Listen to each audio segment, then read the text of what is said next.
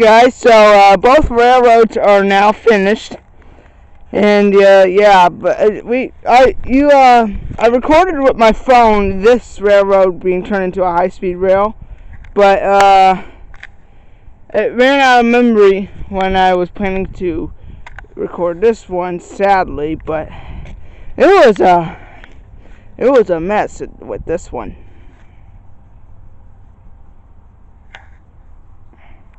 So anyway, both railroads are replaced. They fixed the switchers because they're going to speed it up on both railroads. So let's go check it out. Hey guys, so the main junction's down there. I just came from there, and I discovered some fairly new ties from the old construction job in the summer. And these were already been used, but I don't know why they put them in the tracks. They were already going to be taken out. So, yeah, and there's some old ones. They're old and beat up. Some of them they actually didn't take out, so I'm proud of. They helped guys, but the camcorder thought I was too slow. And here, back to what I was saying. They have put a new rail here, right here. I don't know if you could tell. They did another welding job, but this is before they put in the new switchers. Yeah, and it ends right there. So let's go check out the switch. Okay, so this is one of the main reasons why they put in new switchers. These bumps are causing issues. Not this one really, but they replaced it anyway. They trust their instincts. And here's some old beat up ties again. Yeah, let's check out the switchers. Okay. I have to walk a little further. I just walked too far. I actually was on Stanford Bridge and saw them doing this. A truck laid down all the ballast, and that they were using their feet to kick it off because they didn't have a ballast machine ready yet. So yeah, that's pretty much it. Here is where the new switcher begins. It begins on the Norfolk Southern line. Here's a connector. They haven't welded yet.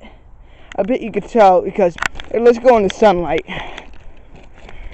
See, there's more rust on one. There's not on this one, and plus these old rails have way more steel grease.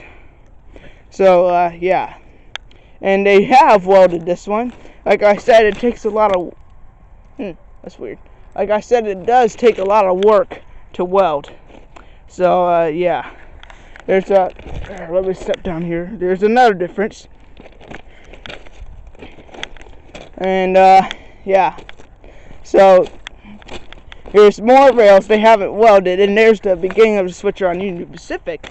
Right here. This middle track is Union Pacific right here. So yeah, this one they will eventually get these welded, but yeah.